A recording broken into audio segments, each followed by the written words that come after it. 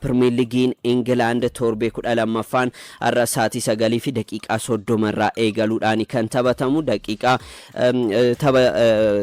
Premier League har'a tapha jalqabaatiin Turf Moorittiin Burnley tapha Chelsea waliin sa'aatii 9 fi daqiiqaa 30tti taphataniin kan eegalu booda sa'aatii 12 irraa eegaluudhaan gara taphoota 5 kan ta'an ni taphatamu. Taphni cimaan kana keessaa Liverpool Nottingham Forest akkasuma taphoonni akka Wolves Crystal Palace waliin Fulham Sunderland waliin Brighton Brentford Bournemouth immoo West Ham waliin kan taphatani sa'aatii 2 fi daqiiqaa 30 irraa eegaluudhaan immoo Manchester City gara St James Park maluudhaan Newcastle waliin taphni taphatuun eegama.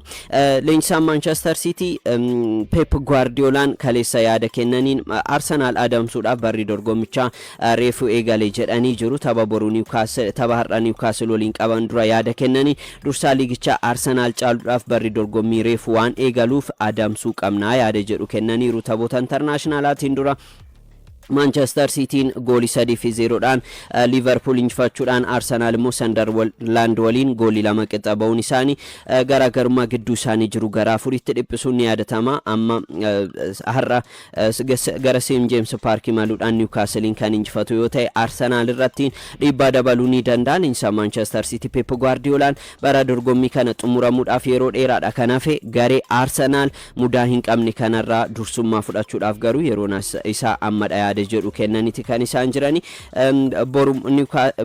Boru Arsenal hanga taphatuttiin har'a yoo kan injifatu ta'e Manchester Cityin garaagarummaa gidduu isaanii jiru gara qabxii tokkoottiin kan dhiphisudha kan ta'u. Taphaarraa kanaan garuu taphattoota sarara gidduu Rodri fi Matteo Kovacic Pep Guardiolaan kan hin arganne ta'a. Taphataan Chelsea Cole Palmer miidhamaan ammas torbanotaaf dirreedhaa fagaata jedhamee jira.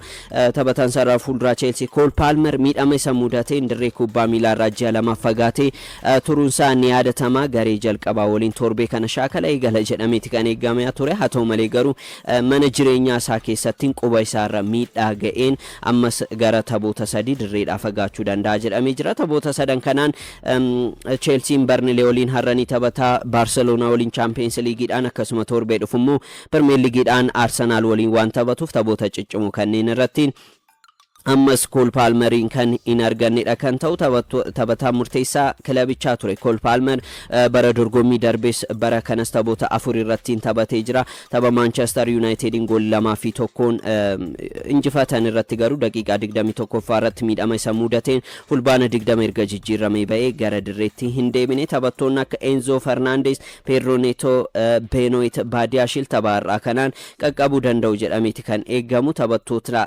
bakka Cole Palmer buu danda'an garuu kanneen akka Alejandro Garnacho, Pedro Neto, Jamie Gittens, Joao Pedro, Facundo Bonanate, Stavio Willian taphattoota amala injifachuu qaban hedduu Enzo Marescan fayyadamaadha kan jirani. Darbii Londoniin boru taphni Tottenham Arsenal waliin taphatu tapha eegama torbee kanaati. Tapha kanaan dura Mikel Artetaan yaada kenneen Gabriel Magalhaes sababa miidhamaatiin akka dhaban mirkaneessanii jiru. Taphattoota gara dirreetti deebi'an garuu hanga ammaattiin hin beeksifne. Victorio Kores, Gabriel Martinelli, Kai Havertz, Gabriel Jesus, Noni Madueke akkasuma Martin Odegaard torbanota darban taphattoota miidhamarra turan ta'uun isaanii ni yaadatama. Gabriel Magalhaes amma taphattoota kanneen ittiin makameeti kan inni jiru. Darbii London kanaan Tottenham waliin taphataniin Tottenham irratti olaantummaa qabaannus garuu Tottenham hagamitti qophaa'ee akka gara dirree dhufu ni beekna yaada jedhu kennanii jiru. Arsenal qabxii 26 Premier League England kana dursaa jira. Tottenham qabxii 18 sadarkaa 5ffaadha. Taphoota Premier League jaan darban Arsenal Tottenham waliin taphateen hin mo'amne tapha 5 injifateera. Tapha tokkoon qixxaba'anii jiru. Kanaaf olaantummaa kana itti fufsiisuudhaaf gareen Mikel Arteta akkasuma morkii waancaa keessa turuudhaaf morkii taasisu keessaa isa tokkodha jechuun ni danda'ama. Kilaboonni Premier League England kaleessa marii taasisaniin seera faayinaansii haaraa filatanii jiru. Seera faayinaansii kana dura tureen Profit and Sustainability Rule PSR kan jedhamuudhaan kan beekamu waggaa 3 keessattiin kasaaraan isaanii gara paawundii miliyoona 100 fi miliyoona 5 darbuu hin qabu ture amma sana hambisuudhaan seera haaraa squad cost ratio jechuudhaan SCR yoo filatan kilaboonni galii dirree irratti argatan keessa 85 qofa dhimmoota dirree irratti isaan barbaachisu mindaa taphattootaa ta'uu danda'a baasii jijjiirraa fi baasii bakka buutootaatiif baasuu jedhamee jira galiin taphattootaa gurguruudhaan argatan galii qabeenya dhaabbataa hoteela akkasuma garee dubartootaa gurguruudhaan argatan akka galiittiin akka hin galmoofnes mirkanaa'eetiin kan inni jiru kilaboonni 14 seera kana filachuu isaaniitiin irraan kan ka'e dambiin kun bara 2026-27 irraa eegaluudhaan hojiirra oolaa jedhamee jira. Taphataan Bayern Munich Luis Diaz tapha 3 adabamee jira. Tapha Champions League'dhaan Bayern Munich goolii 2-1 Paris Saint-Germain injifatee irratti balleessaa cimaa hojjechuudhaan kaardii diimaadhaan dirree dhaabuun isaanii yaadatama. Taphataan Bayern Munich Luis Diaz tapha 3 amma adabameeti kan inni jiru. Ashraf Hakimi irratti balleessaan inni hojjete balleessaa olaanaadha jechuudhaan gamtaan kubbaa miilaa Awurooppaa adabbii cimaa kan jedhu tapha 3 irratti murteessee jira. La Liga Spainin kaleessa Valenciaan goolii 1-0 dhaan Levante injifatee jira. Arra waggaa lamaan booda Barcelonaan staadiyeem isaa Nou Campittiin Atletic Bilbao waliin taphni taphoota eegamaadha. Seerii Itaaliitiin boru darbii Della Madonninaadhaan Inter Milaan AC Milan waliin taphatu liigii Firaansiin kaleessa Olympique de Marseille goolii 5-1 innis yoo injifatu Mason Greenwood goolii 2 galcheera. Pierre-Emerick Aubameyang goolii 1 Timothy Weah akkasuma Igor Paixão goolii 1 galchanii jiru. Mason Greenwood goolii liigichaan galche 10 gaachuudhaan dursaa jira. Walumaa galli waancaa Afrikaa zoonii biyyoota baafi giddu galeessa Afrikaa seekaafa Itoophiyaattiin ramaddii lamatti qoodamuudhaan dorgomamaa jiru arganna. Kaleessa Itoophiyaan tapha ramaddii sadaffaa Somaaliyaa waliin taphachuudhaan qixabaatee jirti. Ramaddii ajalattidha kan ramadamte Itoophiyaan tapha ramaddii sadaffaa kana Somaaliyaa waliin kaleessa taphatte. Gareen biyyaalessa Itoophiyaa umurii 17 gadi kun gareen dargaggeeyyiin goolii 3 qixaan xumuraniiru. Somaaliyaan goolii daqiiqaa 36 irratti Nur Abdurrashid Umar galcheen dursitus Daawit Kaasaa waancaa seekaafa kana yookiin immoo gulaallii waancaa seekaafa kanaan taphataan taatee ta'e daqiiqaa 4 booda goolii galcheen Itoophiyaan qaxxaatte. Boqonnaa deebis daran fooyya'eeti gareen guddattoota Itoophiyaa kun kan deebee dhiibbaa uumee taphachaadha kan ture. Kanaanis daqiiqaa 52 irratti peenaalitii yoo argatu goolii jalqaba galchee kan ture Daawit Kaasaadha. Ammas peenaalitii kana galchuudhaan Itoophiyaan goolii 2-1 akka dursitu kan gargaare. Daawit taphoota 3 goolii 6 dorgommichaa galchuu isaati. Daqiiqaa 85 irratti immoo Abenezer Alamayyoo goolii Itoophiyaan 3-1 ittiin dursitu galchee ture.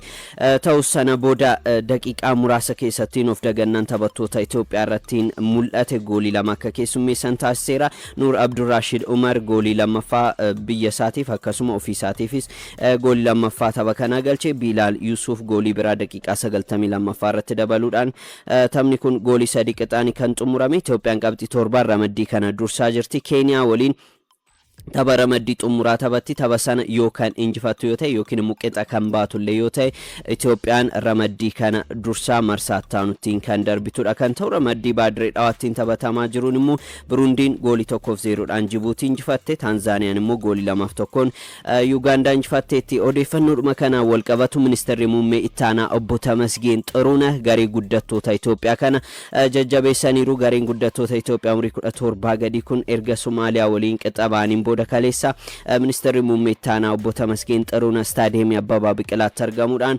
garee kana jajjabeessaniiru. Obbo Tamasgeen Xiruuneh haasaas taasisanii turanii Itoophiyaan waancaa Afrikaa bara 2029 qopheessuudhaaf gaaffii dhiyeessan fudhatama argata jedhanii akka abdatan himuudhaan gareen injifatu garee injifataa ta'e ijaaruudhaaf guddattoonni kunneen bu'uura ta'uu fi garicha ga'umsa mul'isaa jiruttis gammadaa ta'uu isaanii dubbataniiru. Ministeerri muummee Dr. Abiy Ahmed Itoophiyaan waancaa Afrikaa akka qopheessitu gaaffiin dhiyeessan hordofuudhaan mootummaan dirree xiqqoorraa hanga staadiyeemii guddaattiin ijaarsarra jiraachuullee himaniiru. Garee injifataa uummata kanaaf malummoo ijaaruun dirqama akka ta'ee fi guddattoota kanneen irratti bu'uura akka godhatus kaasaniiti kan isaan jiranii. Sagantaa kanarratti ministeerri aadaa fi ispoortii Adde Shaawit Shaankaa akkasuma deetaa ministeera aadaa fi ispoortii obbo Makiyu Mahammad akkasuma pirezidaantiin federeeshinii kubbaa miilaa Itoophiyaa obbo Isaayaas Jiraas argamuudhaan garee guddattoota Itoophiyaa kana jajjabeessaniiru gareen kun waancaa Afrikaatiif akka darbu taasisuun